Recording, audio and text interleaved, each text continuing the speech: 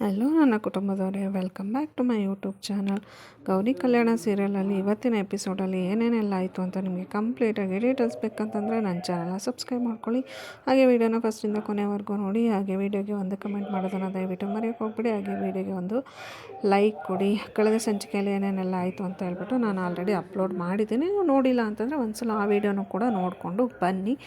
So ಇಲ್ಲೇನಪ್ಪ ಆಯಿತು ಅಂತಂದರೆ, ಮೋನಿಕಾ ಗೌರಿ ವಿಷಯದಲ್ಲಿ ತುಂಬ ಹುರ್ಕೊಂಡ್ಬಿಟ್ಟಿರ್ತಾಳೆ.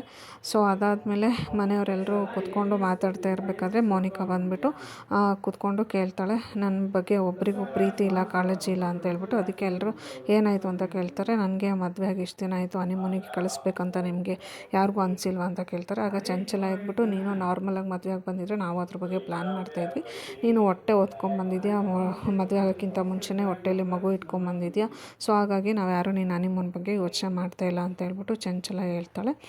ಸೊ ಅದಕ್ಕೆ ಮೋನಿಕಾ ಇದ್ಬಿಟ್ಟು, ಹಾಗಾದರೆ ಏನಂತೆ, ಹಾಗಾದರೆ ಮತ್ತೆ ನೀವು ನಿಮಗೆ ಹನಿಮೂನೇ ಕಳಿಸೋದಿಲ್ವಾ ಅಂತ ಕೇಳ್ತಾಳೆ.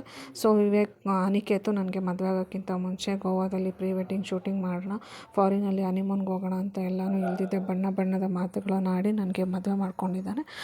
ಸೊ ನಾನು ಇವಾಗ ಹನಿಮೂನ್ ಹೋಗಲೇಬೇಕು, ನನಗೆ ಎಲ್ಲಿಗಾದರೂ ಕಳಿಸಿ ಅಂತ ಹೇಳ್ಬಿಟ್ಟು ಮೋನಿಕಾ ಕೇಳೋದಕ್ಕೆ ಸ್ಟಾರ್ಟ್ ಮಾಡ್ತಾಳೆ. ಸೊ ಅದಕ್ಕೆ ಮನೆಯವರೆಲ್ಲ ಇದ್ಬಿಟ್ಟು, ಸೊ ಇವಾಗ ನೀನು ಹನಿಮೂನ್ ಹೋಗಬೇಕು, ಪ್ರೀ ವೆಡ್ಡಿಂಗ್ ಶೂಟಿಂಗು ಅದೆಲ್ಲ ಯೋಚನೆ ಮಾಡೋಂತಹ ಟೈಮ್ ಅಲ್ಲ. ಸೊ ನಿನ್ಗೆ ಆಲ್ರೆಡಿ ಪ್ರೆಗ್ನೆಂಟ್ ಇದೆಯಾ ಅನ್ನೋದನ್ನು ನೀನು ಮರ್ತುಬಿಟ್ಟಿದೆಯಾ, ನಾವು ಪದೇ ಪದೇ ನಿನಗೆ ನೆನಪು ಮಾಡಬೇಕಾ ನೀನು ಪ್ರೆಗ್ನೆಂಟ್ ಅಂತ ಹೇಳ್ಬಿಟ್ಟು. ಸೊ ಇವಾಗ ನೀನು ಮಗುವಿನ ಆರೋಗ್ಯದ ಬಗ್ಗೆ, ನಿನ್ನ ಬಗ್ಗೆ ಮಾತ್ರ ನೀನು ಯೋಚನೆ ಮಾಡಬೇಕು. ಅದು ಬಿಟ್ಟು ಅಲ್ಲಿ ಹೋಗಬೇಕು, ಇಲ್ಲಿ ಹೋಗಬೇಕು, ಹನಿಮೂನ್ ಹೋಗಬೇಕು, ಲೈಫ್ ಎಂಜಾಯ್ ಮಾಡಬೇಕು, ಆ ಥರ ಎಲ್ಲ ಯೋಚನೆ ಮಾಡೋಂಥ ಟೈಮ್ ಆಗೋಯಿತು.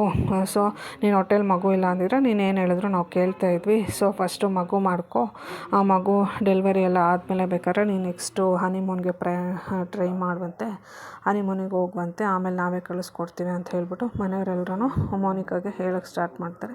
ಸೊ ನಿನಗೆ ಯಾವಾಗಲೂ ನೀನು ಪ್ರೆಗ್ನೆಂಟ್ ಇದೆಯಾ ಅಂತ ಹೇಳ್ಬಿಟ್ಟು ನಾವೇ ನಿನಗೆ ನೆನಪು ಮಾಡಬೇಕಾ, ಅದನ್ನೆಲ್ಲ ಬಿಟ್ಬಿಟ್ಟು ಕೂತ್ಕೊಂಡಿದ್ಯಾ ನೀನು ಅಂತ ಹೇಳ್ಬಿಟ್ಟು ಮೋನಿಕಾಗೆ ಎಲ್ಲರೂ ಹೇಳೋಕ್ಕೆ ಸ್ಟಾರ್ಟ್ ಮಾಡ್ತಾರೆ. ಸೊ ಅದಾದಮೇಲೆ ಮೋನಿಕಾ ಅವ್ರು ಹೇಳಿದ್ದನ್ನೆಲ್ಲ ಕೇಳಿಸ್ಕೊಂಡು ಹುರ್ಕೊಂಡು ಎದ್ಬಿಟ್ಟು ಅಲ್ಲಿಂದ ಹೋಗೋದಕ್ಕೆ ಟ್ರೈ ಮಾಡ್ತಾಳೆ. ಸೊ ಎದ್ದು ಹೋಗ್ತಾಳೆ ಹುರ್ಕೊಂಡು.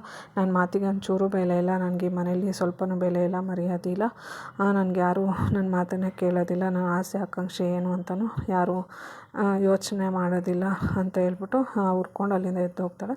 ಅದಾದಮೇಲೆ ಪೊಲೀಸ್ ಸ್ಟೇಷನಿಂದ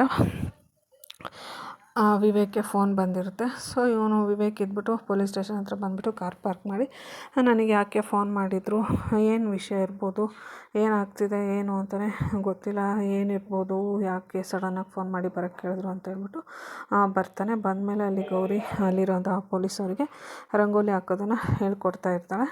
ಸೊ ಅದನ್ನು ನೋಡಿಬಿಟ್ಟು ವಿವೇಕು ಫುಲ್ಲು ಶಾಕಾಗಿ ಹೋಗ್ಬಿಡ್ತಾನೆ. ಇವಳೇನಪ್ಪ ಎಲ್ಲೋದ್ರೂ ಏನಾದರೂ ಒಂದು ಇಂಥ ಕೆಲಸಗಳು ಮಾಡ್ತಿರ್ತಾಳೆ ಅಂತ ಹೇಳ್ಬಿಟ್ಟು ಮನಸ್ಸಲ್ಲೇ ಅಂದ್ಕೊಂಡು ನೋಡ್ತಾ ಇರ್ತಾನೆ. ಸೊ ಗೌರಿ ಇದ್ಬಿಟ್ಟು ನೆಕ್ಸ್ಟು ಬರೋ ವರಮಹಾಲಕ್ಷ್ಮಿ ಹಬ್ಬಕ್ಕೆ ಈ ರಂಗೋಲಿ ತುಂಬಾ ಚೆನ್ನಾಗಿರುತ್ತೆ, ಸೊ ಇಷ್ಟು ಚುಕ್ಕಿನ ಇಡಬೇಕು, ಈ ಥರ ಹಾಕಬೇಕು ಅಂತ ಹೇಳ್ಬಿಟ್ಟು ಪೊಲೀಸವ್ರಿಗೆಲ್ಲರಿಗೂ ಎಕ್ಸ್ಪ್ಲೈನ್ ಮಾಡಿ ಹೇಳ್ತಾ ಇರ್ತಾಳೆ. ಸೊ ಅದನ್ನು ನೋಡಿಬಿಟ್ಟು ವಿವೇಕು, ಇವಳೇನಪ್ಪ ಎಲ್ಲೋದ್ರು, ಇವಳ್ದೇನಾದರೂ ಒಂದು ಹೊಸ ಹೊಸ ಆಟಗಳನ್ನ ಆಡ್ಕೊಂಡೇ ಕೂತಿರ್ತಾಳೆ, ಪೊಲೀಸವ್ರು ಯಾಕೆ ನನಗೆ ಫೋನ್ ಮಾಡಿದ್ರು, ಇವಳು ಯಾಕೆ ಎಲ್ಲಿದ್ದಾಳೆ, ಹಾಗೆ ಶ್ಯಾಮ್ ಯಾಕೆ ಕಾಲಿಗೆ ಸಿಗ್ತಾಯಿಲ್ಲ ಅಂತ ಹೇಳ್ಬಿಟ್ಟು ಆಮೇಲೆ ವಿವೇಕ್ ಇದ್ಬಿಟ್ಟು ಏನಿದು ಅಂತ ಕೇಳ್ತಾಳೆ. ಸೊ ಅದಾದಮೇಲೆ ಗೌರಿ ಎದ್ದು ನಿಂತ್ಕೋತಾಳೆ. ಸೊ ವಿವೇಕ್ನ ನೋಡಿಬಿಟ್ಟು ಗೌರಿಗೂ ಕೂಡ ತುಂಬಾ ಶಾಕ್ ಆಗೋಗ್ಬಿಡುತ್ತೆ. ಸೊ ವಿವೇಕು ಕೂಡ ಗೌರಿನ ಅಲ್ಲಿ ನೋಡಿ ಶಾಕ್ ಆಗುತ್ತೆ. ಸೊ ಅದಾದಮೇಲೆ ನೀನು ಯಾಕೆ ಇಲ್ಲಿದೆಯಾ, ಶ್ಯಾಮ್ ಎಲ್ಲಿದ್ದಾನೆ ಅಂತ ಕೇಳ್ತಾರೆ. ಶ್ಯಾಮ್ ನೋಡಿದ್ರೆ ಆ ಕಡೆ ಪೊಲೀಸವ್ರಿಗೆ ಅವನ ಕವನ ಮತ್ತು ಕವಿತೆಗಳನ್ನೆಲ್ಲ ಹೇಳ್ತಾ ಇರ್ತಾನೆ ಪೊಲೀಸ್ ಸ್ಟೇಷನಲ್ಲಿ. ಸೊ ಅದನ್ನು ಕೇಳಿಕೊಂಡು ಪೊಲೀಸವರು ನಿಂತಿರ್ತಾರೆ.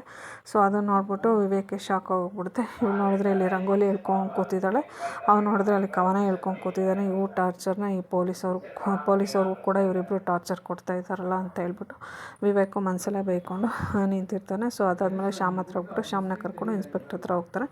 ಏನು ವಿಷಯ ಸರ್, ಫೋನ್ ಮಾಡಿದ್ರಿ, ಬರೋಕ್ಕೆ ಹೇಳಿದ್ರಿ ಅಂತ ಹೇಳ್ಬಿಟ್ಟು. ಅದಕ್ಕೆ ಇನ್ಸ್ಪೆಕ್ಟರ್ ಇದ್ಬಿಟ್ಟು, ನಿಮ್ಮ ಹೆಂಡ್ತಿಗೆ ಕಾರ್ ಡ್ರೈವಿಂಗ್ ಕಲಿಸ್ಬೇಕು ಅಂತಿದ್ರೆ ರೋಡಲ್ಲೇ ಹಾಕ್ಬಿಟ್ಟಿದ್ದೀರಾ, ಅವ್ರು ಬಂದುಬಿಟ್ಟು ನನಗೇನೆ ಗುದ್ದುಬಿಟ್ಟಿದ್ದಾರೆ ಅಂತ ಹೇಳ್ತಾರೆ. ಅದಕ್ಕೆ ವಿವೇಕ್ ಇದ್ಬಿಟ್ಟು ಅವ್ರು ಮಾಡಿರೋ ತಪ್ಪಿಗೆ ದಯವಿಟ್ಟು ಕ್ಷಮಿಸಿ, ನಾನು ಕ್ಷಮೆ ಕೇಳ್ತಾ ಇದ್ದೀನಿ, ಕ್ಷಮಿಸ್ಬಿಟ್ಟು ಬಿಟ್ಬಿಡಿ ಅಂತ ಹೇಳ್ಬಿಟ್ಟು ಪೊಲೀಸವ್ರಿಗೆ ವಿವೇಕು ಕೇಳ್ಕೊಳ್ಳೋಕೆ ಸ್ಟಾರ್ಟ್ ಮಾಡ್ತಾನೆ. ಅದಕ್ಕೆ ಪೊಲೀಸವ್ರು ಇದ್ಬಿಟ್ಟು, ನಾನು ಈ ಸೀಟನ್ನು ಈ ಸೀಟಲ್ಲಿ ಕುತ್ಕೋಬೇಕಂತಂದರೆ ಎಷ್ಟು ಕಷ್ಟಪಟ್ಟಿದ್ದೀನಿ, ಎಷ್ಟು ಎಫರ್ಟ್ ಹಾಕಿ ಓದಿ ಬಂದು ಇಲ್ಲಿ ಕುತ್ಕೊಂಡಿದ್ದೀನಿ. ನನ್ನ ಸೀಟಿಗೆ ಮರ್ಯಾದೆ ಇಲ್ಲದೆ ಇರೋ ಥರ ಮಾಡಿಬಿಟ್ಟಿದ್ದಾರೆ ನಿಮ್ಮ ವೈಫು. ಸೊ ಇವ್ರು ಕಾರ್ ಡ್ರೈವಿಂಗ್ ಕಲಿಬೇಕು ಅಂತಿದ್ರೆ ರೋಡಲ್ಲಿ ಕಲಿಬೇಕಾ, ಗ್ರೌಂಡಲ್ಲಿ ಕಲಿಬೇಕು ತಾನೇ. ಕಲ್ತ್ಕೊಂಡಾದಮೇಲೆ ರೋಡಿಗೆ ಬರ್ತಾರೆ. ಇವರು ಕಾರ್ ಡ್ರೈವಿಂಗ್ ಕಲಿಯೋಕ್ಕೆ ಫಸ್ಟ್ ಡೇ ರೋಡಲ್ಲಿ ಬಂದುಬಿಟ್ಟು ನನ್ನ ಸೀಟನ್ನೇ ಡ್ಯಾಮೇಜ್ ಮಾಡಿಬಿಟ್ಟಿದ್ದಾರೆ, ಹಾಗೆ ಹೀಗೆ ಅಂತ ಹೇಳ್ಬಿಟ್ಟು ಪೊಲೀಸವರು ಬೈಯೋಕ್ಕೆ ಸ್ಟಾರ್ಟ್ ಮಾಡ್ತಾರೆ, ಇನ್ಸ್ಪೆಕ್ಟ್ರು. ಸೊ ಅದಾದಮೇಲೆ ವಿವೇಕ್ ಎದ್ಬಿಟ್ಟು ನಿಮ್ಗೇನಾಗಿದೆ ಹೇಳಿ ಸರ್, ಟ್ರೀಟ್ಮೆಂಟ್ ಬೇಕಾ, ದುಡ್ಡು ಬೇಕಾ, ಏನು ಬೇಕು ನಿಮಗೆ, ಎಲ್ಲ ಕೇಳಿ ನಾನೆಲ್ಲ ಹೆಲ್ಪ್ ಮಾಡ್ತೀನಿ ಅಂತ ಹೇಳ್ತಾರೆ. ಅದಕ್ಕೆ ಇನ್ಸ್ಪೆಕ್ಟ್ರ್ ಇದ್ಬಿಟ್ಟು ನಾನೇನು ಭಿಕಾರಿನ, ನನ್ನ ಹತ್ರನೂ ದುಡ್ಡಿದೆ, ಅಧಿಕಾರ ಇದೆ, ಎಲ್ಲನೂ ಇದೆ, ಬಟ್ ನಿಮ್ಮ ವೈಫ್ ಮಾಡಿರೋದನ್ನು ಯಾವ ಕಾರಣಕ್ಕೂ ನನಗೆ ಕ್ಷಮಿಸೋಕ್ಕಾಗೋದಿಲ್ಲ. ಸೊ ನನಗೆ ದುಡ್ಡಿನ ಆಸೆ ತೋರಿಸ್ಬಿಟ್ಟು ಈ ಕೇಸನ್ನೆಲ್ಲ ಮುಚ್ಚಾಕ್ಬೋದು ಅಂತ ನೀವು ಆಸೆ ಇಟ್ಕೊಂಡಿದ್ರೆ ಅದನ್ನು ಇಲ್ಲಿಗೆ ಬಿಟ್ಟಾಕ್ಬಿಡಿ. ನಾನು ದುಡ್ಡಿಗೆ ಆಸೆ ಪಡೋನಲ್ಲ, ನಾನು ಅಧಿಕಾರಕ್ಕೆ ಇಷ್ಟಪಟ್ಟು ಬಂದು ಕೂತ್ಕೊಂಡಿರೋನು ಅಂತ ಹೇಳ್ಬಿಟ್ಟು ಇನ್ಸ್ಪೆಕ್ಟ್ರ್ ಹೇಳ್ತಾರೆ. ಸೊ ಅದಾದಮೇಲೆ ಏನಾಯಿತು ಅಂತ ಕೇಳಿದ್ರೆ, ನಿಮ್ಮ ವೈಫು ಕಾರ್ ಕಲಿತಾ ನನಗೆ ಬಂದು ಕೂತ್ಬಿಟ್ಟಿದ್ದಾರೆ, ನನ್ನ ಸೊಂಟನೇ ಮುರಿದಾಕ್ಬಿಟ್ಟಿದ್ದಾರೆ ಅಂತ ಹೇಳ್ತಾರೆ. ಸೊ ಅದಕ್ಕೆ ವಿವೇಕ್ ಇದ್ಬಿಟ್ಟು ಏನಿದು ಗೌರಿ ಅಂತ ಕೇಳ್ತಾರೆ. ಅದಕ್ಕೆ ಗೌರಿ ಏನೋ ಎಕ್ಸ್ಪ್ಲೇನ್ ಮಾಡೋಕ್ಕೆ ಹೋಗ್ತಾಳೆ.